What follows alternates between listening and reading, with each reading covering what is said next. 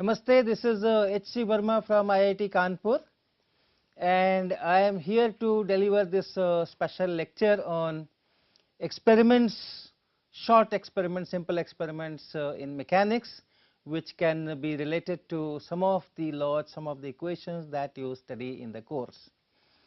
Physics, as you know, is omnipresent, and whatever is there around us, all these classical mechanics, electricity, optics, those rules are in front of our eyes.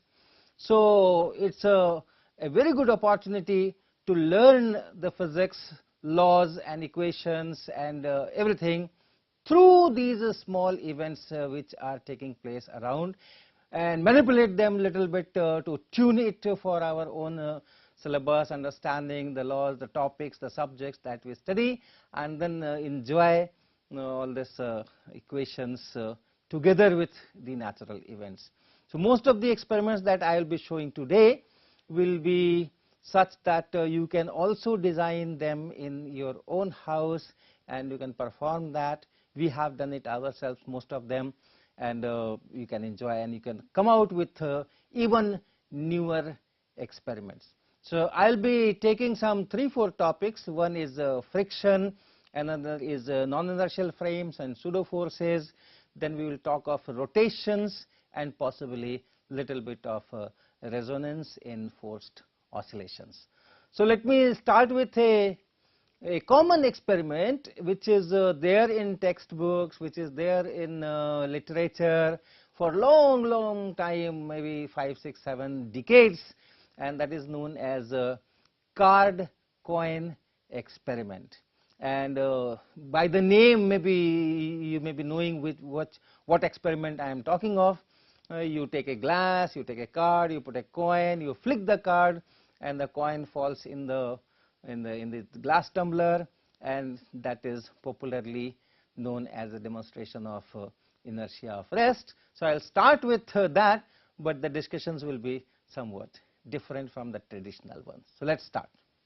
So here is a glass tumbler, and this important item of my experiment can be found anywhere in your house or in tea shops or lassi shops.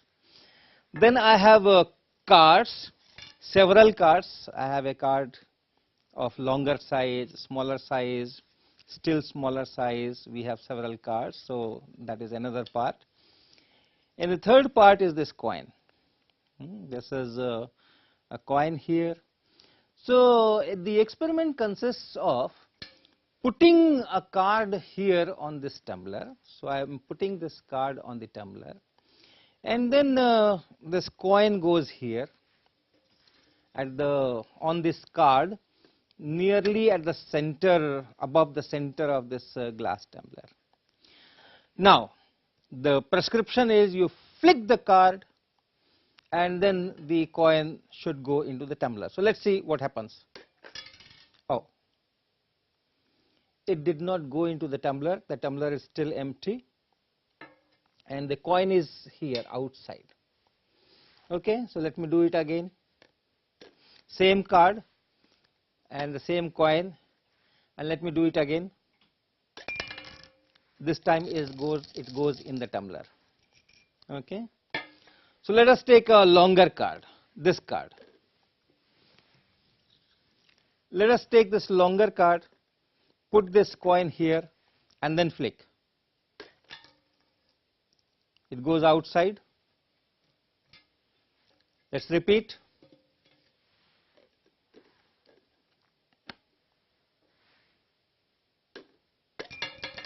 Goes inside. So what do you see? So what do you see? The coin sometimes goes into the tumbler, sometimes it doesn't go into the tumbler. The popular explanation is that when the card is flicked, the card moves ahead, but the coin, because of its inertia, remains at its own position. And if that happens, when the card slips out, then the coin should go into the tumbler. Since in our experiment sometimes it goes into the tumbler, sometimes it doesn't go into the tumbler, so something else is involved into it, and let us see what that something is. And you must have guessed that something is friction. It is friction between this card and the coin. When this card goes out like this, it slips, the coin slips on the card. When I flick this card, what happens? The card moves in the forward direction. And then there will be a slipping of the coin on this card. And once there is a slipping, there will be friction in the forward direction. Friction on the coin will be in the forward direction because it is slipping on the card in the backward direction. And that friction which is on forward direction will take this coin in the forward direction, and therefore it must move in the forward direction. So what happens? If this movement is large enough, the displacement of the coin is large enough, more than the radius of this tumbler, it falls outside. And if this movement is less, then it goes into the tumbler. But in all cases, there will be a friction on the coin and on the card also, and that friction will take the coin forward. That displacement may be small, may be large, but it is always there. You can make an estimate, you can write your equations and find conditions, in what condition this will go into the tumbler and in what conditions it will go outside the tumbler. So you must have done this in the main course on mechanics, that Newton's laws of motion, first law and second law, they are valid. You can apply it in that particular form only in inertial frames of references.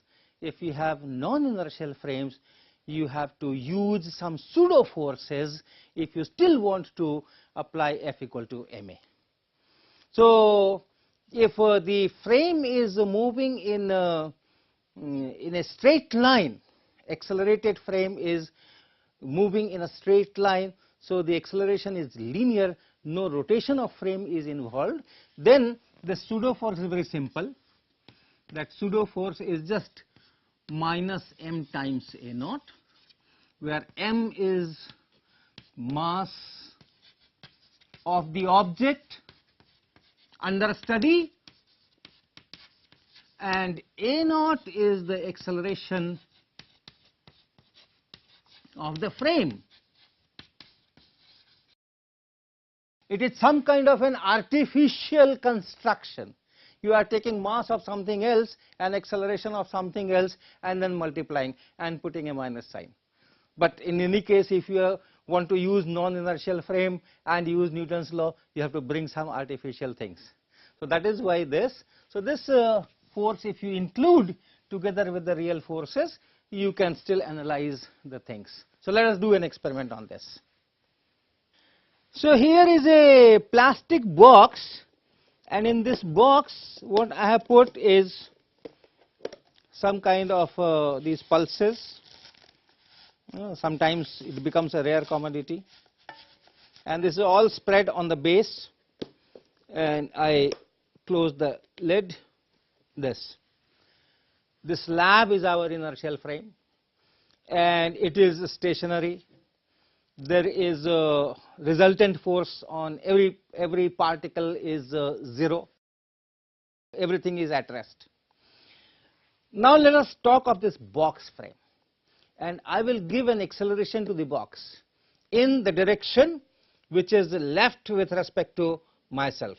So I will be accelerating it on this line, and you see what happens to these pulse particles. So these are our object. So we will be looking at the motion of these pulse particles with respect to this frame, box frame. So I am going to give the acceleration, and you watch carefully and see what kind of motion takes place with respect to this box. Okay.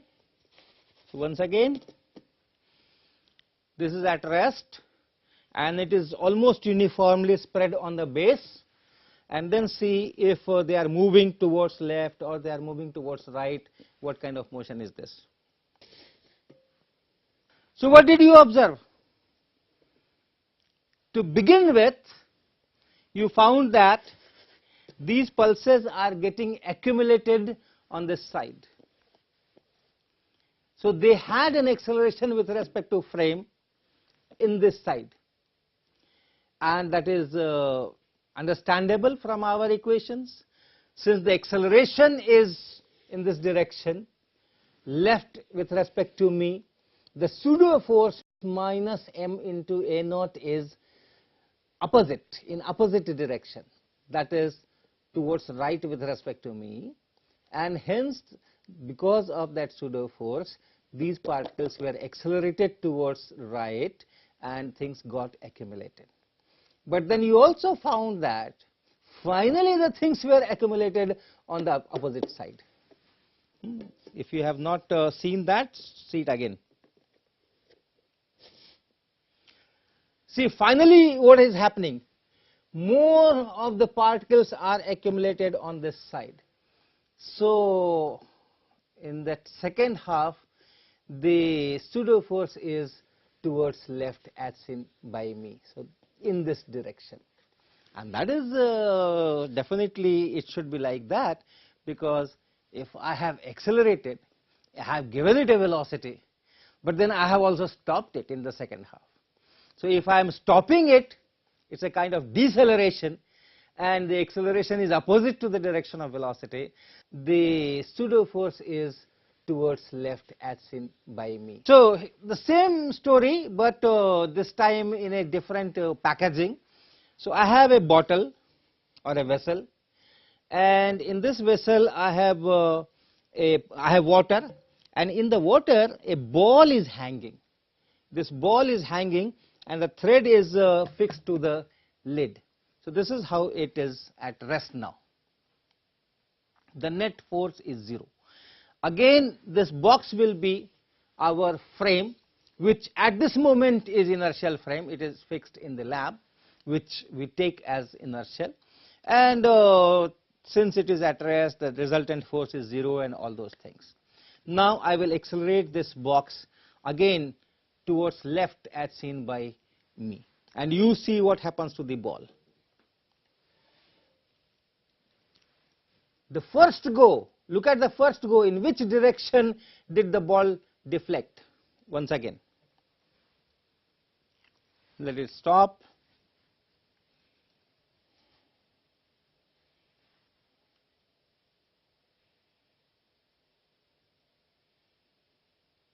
Okay, now the oscillation amplitudes are quite small. So, the first throw, look at the direction of the first throw. I am taking it towards my left. It first goes and hits this wall. Okay. So, since I am accelerating it towards left, the pseudo force is towards right, and that deflects this ball towards right and goes and hits this side. Of course, later it makes oscillations and all those things happen. So, once again, last time.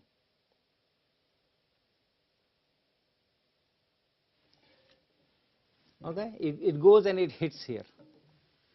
All right, now a second version of this experiment. Again I have a vessel, again I have water, again I have a ball, yellow ball, but this time this yellow ball is not hanging from the lid. This yellow ball is attached to a thread, and that thread is fixed at the bottom of this box. This yellow ball is a tennis ball, and it's lighter than water, so it floats in water. And since we have fixed that thread at the bottom, it is just staying at the middle. So, you can also see the thread, I believe, below this yellow ball. You can see the thread which is going at the bottom. So, once again the frame will be accelerated towards left, and you see the direction of the first throw of this yellow tennis ball. in which direction does it move? Could you observe the first throw? In which direction did this ball move? Did it move towards left or it moved towards right? Acceleration is towards the left. Initial acceleration at least is towards left. Okay. So it is going towards left. It is going in the direction of the left, whereas the pseudo force should have been towards right, opposite to the acceleration. So what is happening here? What is happening here is, together with the pseudo force, you have real force also. When you accelerate this vessel, the pressure of this water is no more same on the left and the right. When it is at rest, it is the pressure at any horizontal level, all points in any horizontal plane, the pressure is same. So this side pressure is same. Up and down the pressure is different, but if you go this side, the pressure is same. But once it moves, on water also you have pseudo forces, and those pseudo forces try to push the water in the opposite direction, and hence the pressure on this side increases, pressure on this side decreases, and you have a real force. Because of this pressure difference, you have a real force, and that real force dominates over the pseudo force. The force due to pressure difference is more in this case as compared to that pseudo force, and hence if you write F equal to ma, including the pseudo forces, including the real forces, the total net resultant force, including everything, you do have a final resultant towards this left direction, and that is how it moves in the left direction. Okay, so next experiment on this non-inertial frames, linearly accelerated. Here I have a plastic box, and on the lid I have fixed a small black ring magnet here. This is fixed to the lid using this double sticky tape. And then in the box itself I have put one more similar black ring magnet, and if I close it here, these two magnets, one magnet here and one magnet here, they are in attractive mode. The facing poles have different polarity, and therefore they are attracting each other. But these are weak magnets, and at this distance the force of attraction is very, very small, and therefore weight of this ring is quite high as compared to that small force of attraction, and hence it is staying here.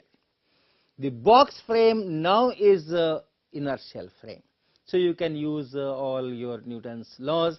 There is a normal reaction force from this bottom, then there is weight, then there is small feeble attraction from the upper magnet, and the total is 0, and hence this magnet remains at rest with respect to this box frame. What I will do, I will just drop it from here. I will just drop it from here. The box will go down, and since the magnetic force is quite weak, almost it will go with the acceleration due to gravity small g. So this box will become a non-inertial frame, an accelerated frame, and the acceleration will be almost g downward, and in that falling box frame, that accelerated frame, you see what happens to this lower ring magnets. So now I am going to drop it and try to see that lower magnet, how it goes in the box. Possibly you won't be able to see that, but there's something else from which you can work out what is happening to this lower ring magnet. So I'm dropping it. So where is that magnet? Where is that ring magnet? Where is this ring magnet? It is not here. So it has gone up and has got stuck at the slit. Now you have two of them. You started with one of them on the lid, but now you have two of them. So it goes and sticks here, and when it goes and sticks, it makes a sound.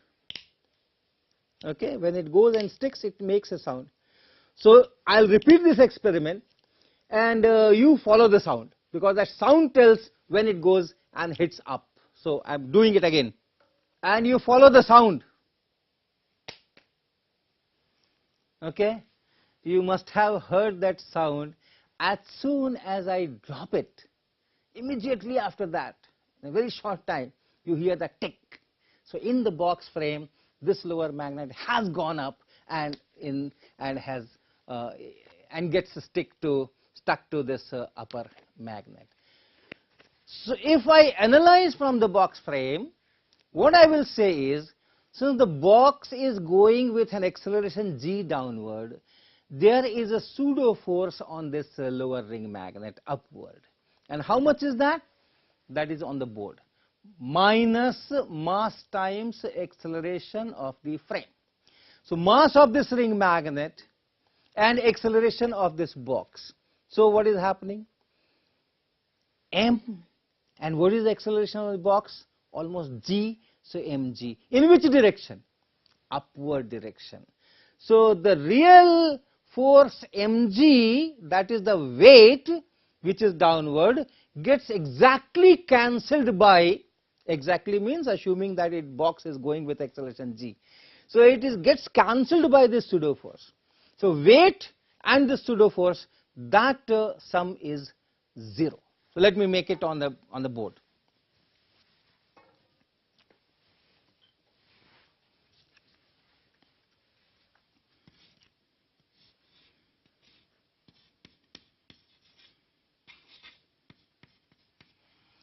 So I am talking of this magnet. This is my object. Its mass is a small m. So the pseudo force is minus mass of the object and times acceleration of the frame. So this acceleration of the frame is g and mass of the object is m. So this is it.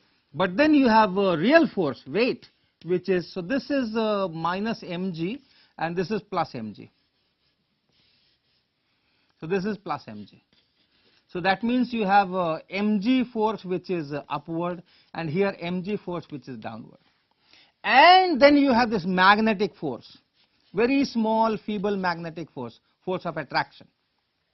And this is in upward direction. So I am talking of this ring magnet. That upper magnet which is sitting here on the lid is attracting it up. So that small force is this magnetic force. Weight is there, and then the pseudo force is there. There is a normal force here also, but that anyway goes to 0 once the motion starts. So these two cancel, and this is the only force remaining. So that is equal to mass times acceleration. Acceleration of this ring magnet with respect to this box, that is the acceleration which is coming here, and that is in upward direction because the net force is in upward direction. So it goes up and it goes and hits this magnet. So that is how this phenomena is sometimes called weightlessness, because the weight gets cancelled by the pseudo force. So if you are in a freely falling frame, freely falling box, you forget to apply pseudo forces and you also forget to apply the weight, and still your Newton's laws will be okay, and you will feel as if there is no weight. So this phenomena is sometimes called weightlessness. Okay. So another kind of non-inertial frame you must have studied is rotating frame of reference. If you have your XYZ axis such that in the lap frame these axes themselves are rotating with some angular velocity omega, and in that frame if you are doing the analysis you have to apply certain pseudo forces. One of them is called centrifugal force, and the expression for that you must have done that. Centrifugal force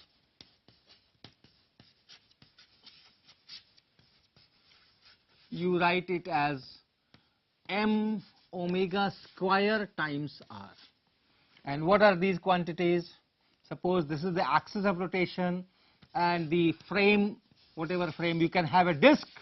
Suppose you have a disk and the disk has x-axis marked on it, y-axis marked on it, z-axis marked on it, and about z-axis it is rotating with some angular velocity omega. So omega is the angular velocity of the frame, rotating frame, and this r is the distance of the object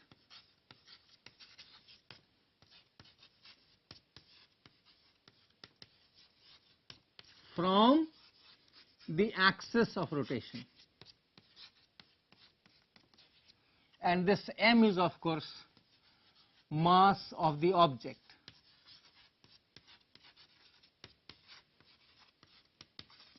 And what is the direction? The direction of this force is outward, away from the axis. So this is a pseudo force. So here I have a disk, and this disk can rotate, right? This disk can rotate. So this disk will be our rotating frame of reference. We can mark x-axis, y-axis on this. You can say that, okay, this is our let us say x-axis, this is let us say y-axis. You can mark it like that, so that when the disk rotates, this x-axis also rotates, y-axis also rotates in the frame, and here is the axis of rotation. That z-axis is the axis of rotation. So in this rotating frame, what we want to analyze? So I have a tube here, a long glass tube. I have this long glass tube which is of course closed here, and here we have closed it with a cork. In this I have water, and in the water you can see there are certain red colored particles, these ones here. Here you can see some red ones here, here there is a red one. So there are red color things which are at the bottom of this tube, right? They are here. And then you can see some white, these white parts, white particles, and these are the one yellow here. So these are foam particles, foam pieces, and these foam pieces are floating on the water. So they are at the top, on the near this surface, and these stone particles, the red ones are stone particles which are at the bottom, and they are distributed everywhere in this tube. You can see a particle here, a particle here, particle here, everywhere it is distributed along the length. Now I will rotate it, and you see what happens to the foam particles and what happens to the stone particles. Okay, so let me give it a rotation. Can you see where are those white colored foam particles which were distributed along the length?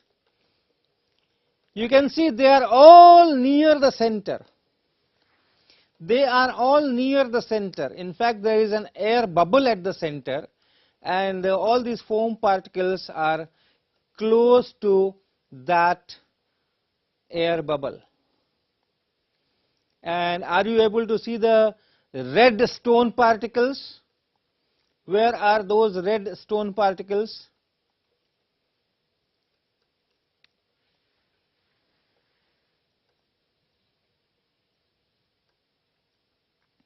Search where are the red stone particles. They were distributed along the length, and now you can see all of them are accumulated either at this end or at this end. The stone particles have gone outward. The foam particles had come inwards, and the air bubble, there is an air bubble out here, that also came in the middle. Stone particles are going away, that can be understandable from centrifugal force. The centrifugal force is outward, and that takes the stone particles away. But how come the air particles are coming towards the center, and how come these foam particles are coming towards the center? Once again, you have pressure difference in water. In rotating frame also, you have a pressure difference. The pressure of water near the edges is more, and the pressure near the center is less, and that force of pressure difference is inward, whereas the pseudo force is outward, and whether it goes out or it comes towards the center is decided by who dominates over which one. Whether the pseudo force is more or the pressure difference is more, that will decide which particles will come towards the center and which particles will go away from the center. So let's take some experiments on rolling. You know, when a wheel or a sphere or something rolls on a surface, then different particles of this object move with different velocities. The point of contact, velocity of the point of contact is 0. That is what is when it is pure rolling. So this surface is fixed, this surface is fixed, and if this V is not 0, velocity of the contact point is not 0, then it will slip, and pure rolling means there is no slipping, and therefore this V contact should be 0. Whereas the center is of course moving with some velocity, say Vc, and if you look at the topmost point, it is moving with some more velocity, let us say V top. If you look some point somewhere here, that is moving with some other velocity, that will be moving with some other velocity. So different points move with different velocities, and a simple rule is this: take this as the instantaneous axis of rotation through the point of contact, and then you can use V equal to R omega to find the velocity. So if you look at this point, top point, this distance is 2 times radius. If you look at the center, this distance is radius. So V top is omega into 2r, and V center is omega into r. That means V top is equal to 2 times Vc. The velocity of the topmost point is double the velocity of the center, and my experiment will just demonstrate this fact. So I have this cylindrical object. This is just a PVC pipe, very commonly used in many purposes, and I am putting it on this horizontal surface, and it can roll here. It can roll here. So I put it at the edge, and here is a plastic scale, and I am putting edge of the scale right here.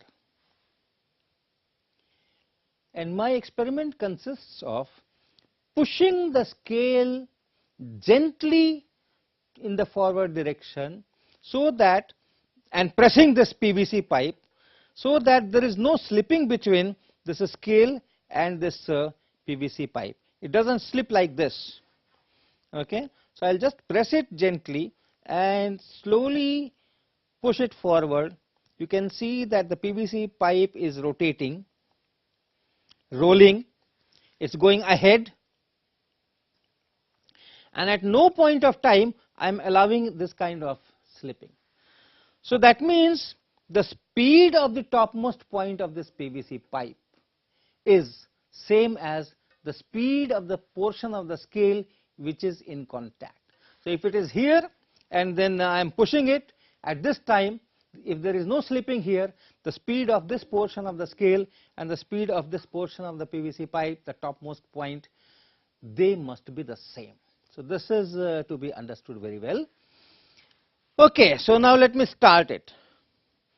You see where is the edge of the scale and where is the center of the PVC pipe. Both are at the edge of this table. So this is the starting point, and now I am moving it. I am pressing it, at the same time I am moving it.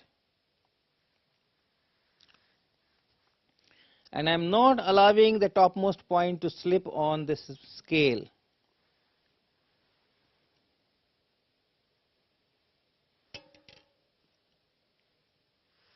So I have reached here.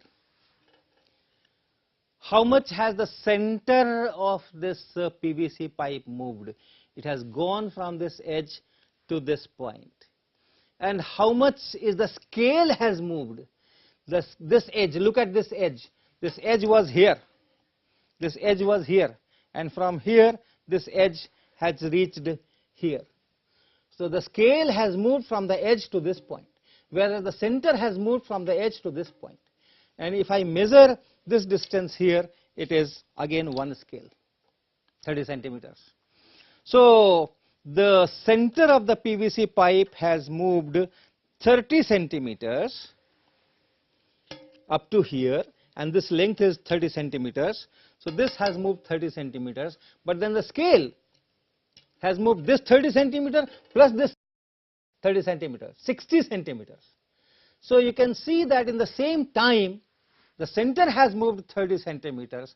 The topmost point must have double velocity, because this is a scale which moves all the time with the topmost point velocity, has moved 60 centimeters, and so V top is double of V center. You must have derived the expression of acceleration when a sphere or a cylinder or a disc, they roll on an inclined plane.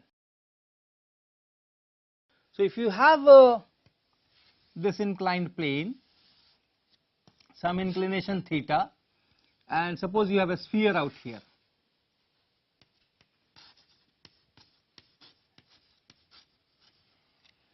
Then if the friction coefficient is sufficient, it can come down with pure rolling. So it can rotate, it can move, and all the time you can have V is equal to omega times r, and acceleration of center as alpha times r. This is angular acceleration, this is angular velocity, this is linear acceleration of the center. So these conditions are satisfied, then you say it is pure rolling.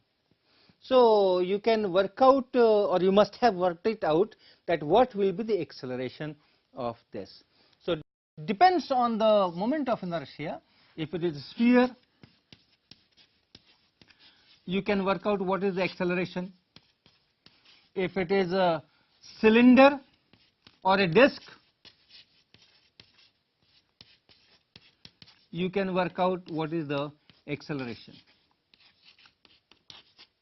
If it is a loop ring, you can work out what is the acceleration.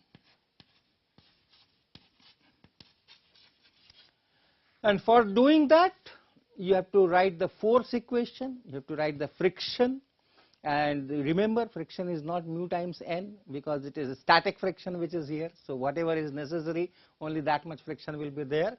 And then you write the equations, all do this components and write equation for the center of mass, and then the equation for angular acceleration, and then impose these conditions, and you can find all these things, and they are different. And you must be remembering that this acceleration of the sphere will be more than the acceleration of the disk, or vice versa. You revise that. I will show it here. So I have made a prototype of approximate inclined plane. This is nothing but the channel, PVC channel used by plumbers and electricians, and I have made one side lifted so that it is approximately an inclined plane. Of course, because of its own weight, the shape is not really plane and all that. Then I have two objects. One is this cylindrical object or a disc type object. This also, you know, it's a carom coin. And the other is this kancha, this glass ball, that also is you are familiar with. So the idea is to compare the time these two take when they are rolling on this inclined plane. So I have this ball here, this spherical ball here, this is that kancha, and the disk is put here. And then I am putting this scale here, so that when I lift the scale, these two things will roll along this inclined plane. Okay. So now I am lifting the scale, and you see if the two are coming together, or one is faster, one is slower. So which one came earlier? The spherical one came earlier. Now let me reverse the order. I put this coin ahead and this spherical ball behind. They are coming together. So when I am putting this ball ahead, a spherical ball ahead, and this disk behind, then you see that the ball comes earlier and this disk takes more time. So the ball has a larger acceleration. But when the ball is behind and the disk is ahead, they are coming together. Not very unnatural, because the ball does have larger acceleration and disk has smaller acceleration. So the ball is pushing the disk, but the disk is there. It's not allowing the ball to go freely with its natural acceleration of whatever 5/7 g sin theta or so, and therefore they are coming together. So our next demonstration experiment is on angular momentum, torque, and especially the vector character of these things. So as you know, the torque is given by r cross f. The angular momentum is given by r cross p. Of course, these are for one force and one particle having this linear momentum. In a rigid body, you have many particles, so total angular momentum you have to add these quantities, and for total torque you have to find torque of every force and then add. And the important relation is that this dl dt is nothing but this torque. The change in angular momentum, the direction of that is same as the direction of torque, and the rate of change of angular momentum is the magnitude of this torque. So this is the important thing, and in our experiment we will try to see this, especially the direction part.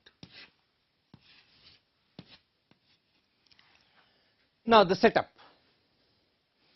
Here I have a disk, CD disk, old CD disk used, and this has been mounted on the spindle of a motor. This is tape recorder motor, and we have mounted it here.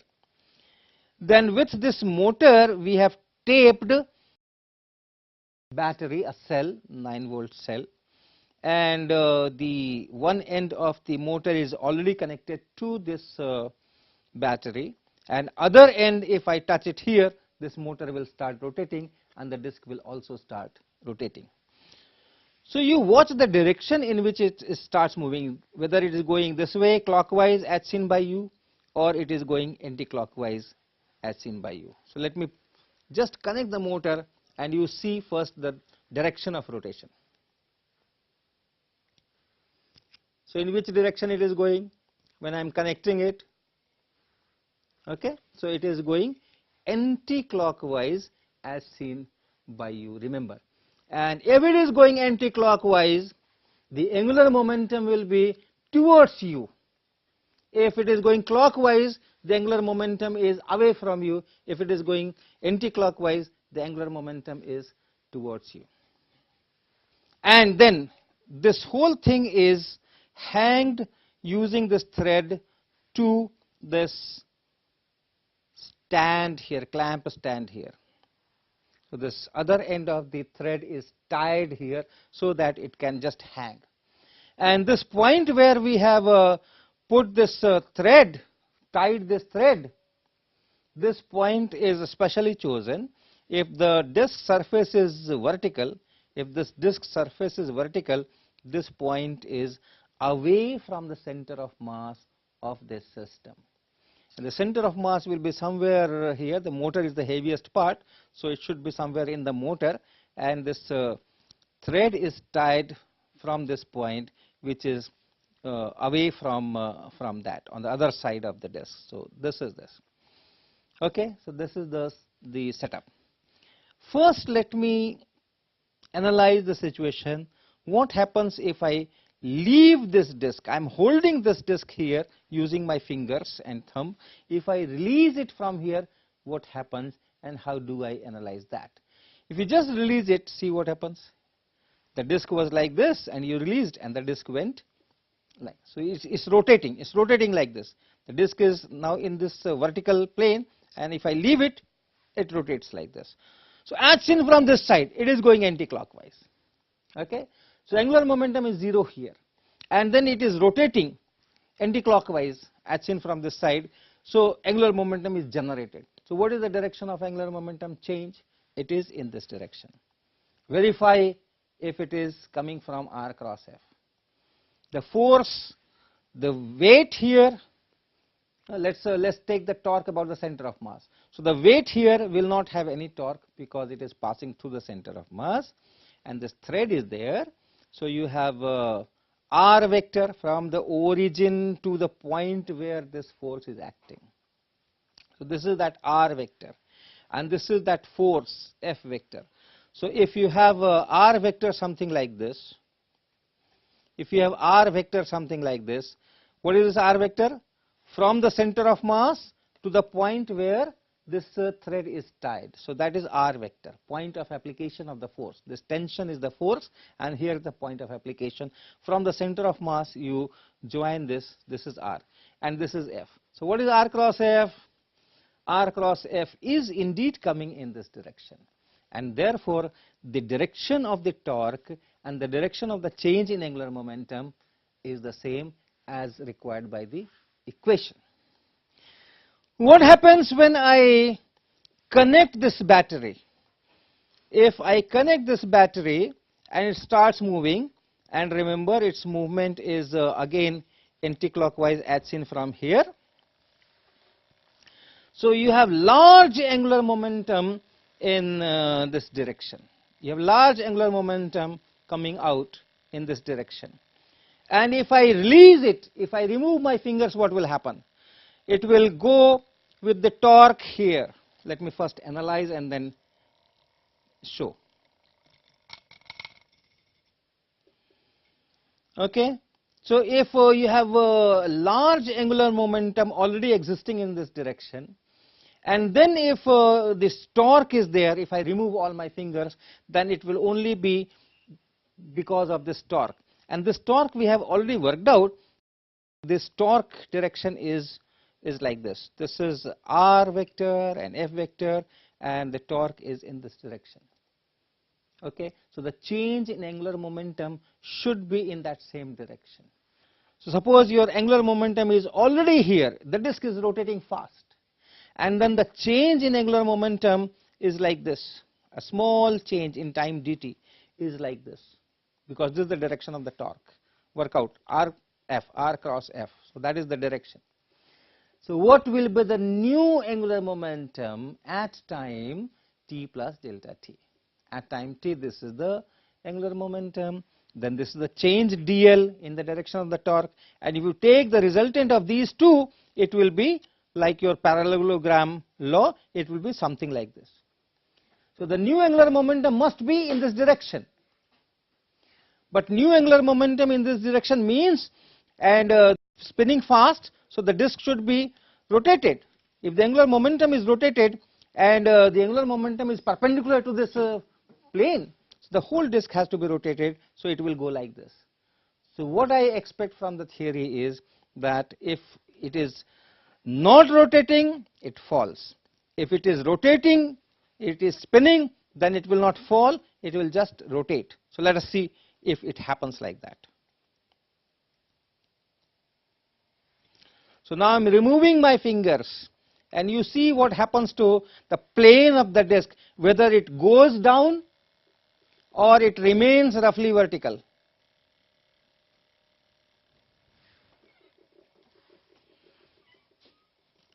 You see the plane of this CD surface. It remains vertical, almost vertical, it's not falling. The CD is not falling. The plane still remains vertical and it is making this rotation. So that demonstrates that yes, the torque produces change in angular momentum, and the change in angular momentum is in the direction of the torque.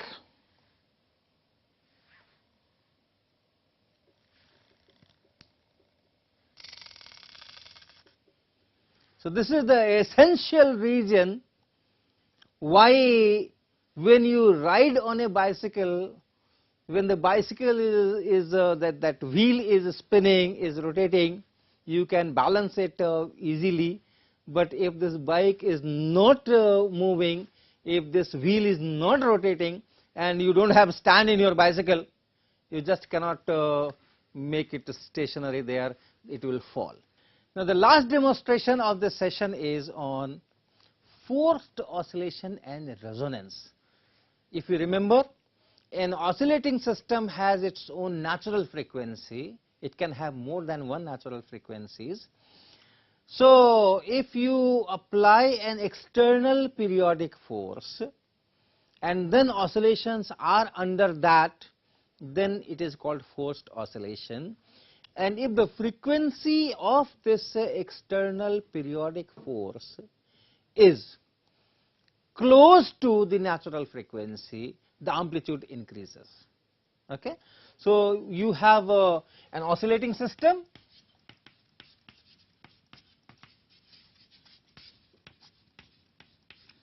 and this has got its own natural frequency,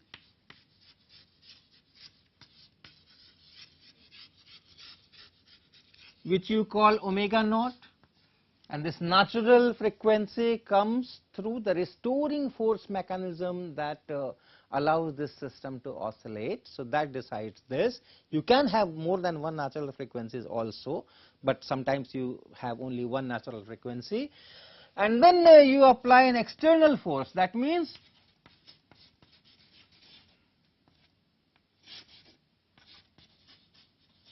apart from that restoring force, apart from any damping force which may be there, you apply an external force, and if that is periodic, if this is also periodic and its frequency is omega, then if omega is close to omega naught, you have large amplitudes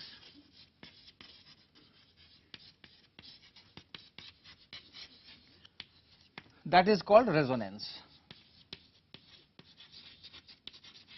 And this omega and omega naught, if they differ from each other significantly, then the amplitudes are smaller. And I have an apparatus here. So I have a wooden block in which there is a groove here, and in that groove I have fixed a long straw. We have made this long straw by combining several straws, and then this end is just pushed into the groove. So this is the oscillating system. You look at the tip here, and if I oscillate, it just moves. Of course, there is a lot of damping, but before that, before it stops, it oscillates with certain frequency. This is the natural frequency. And I can apply an external periodic force on that using my hands. So look at my hands now at the bottom. I'll be just applying a, look at the fingers, I'll give this motion, periodic motion, so that this block also exerts a periodic force here on the straw. So I can just do this kind of motion. Okay? So let me first start with very low frequency of my hand. So look at my hand first. So I will be doing motion like this. Can you see I am moving my fingers? Or you can look at this edge of the block. I am moving this block with a very small frequency. And I will continue with this frequency, and you look at the edge of this straw, how that edge is oscillating. Look at the edge at the top. How is that oscillating? What is the amplitude? This is when the external applied frequency is small, much smaller than the natural frequency. Now I will be increasing the external frequency to a large value.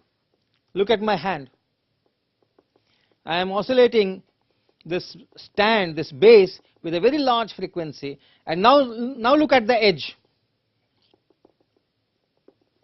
Look at the edge. What is the amplitude? Not much. And next I will oscillate my hand. I apply that periodic force with a frequency which is close to the natural frequency. So first look at my hand.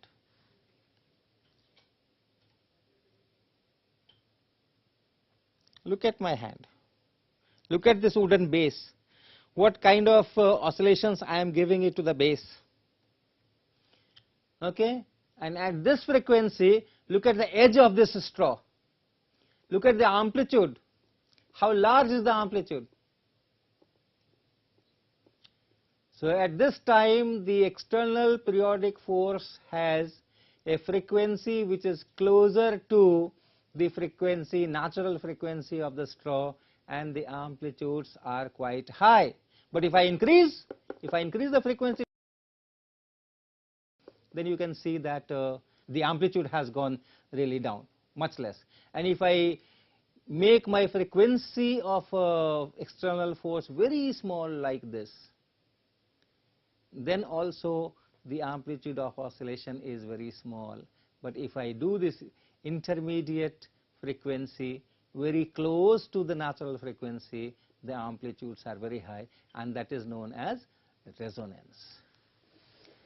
Okay, so with that I conclude this session. I hope you have enjoyed this natural phenomena which is there around us, which we can assemble in a very simple way, and which illustrates many of the physics principles that you learn in your theory classes. Thank you.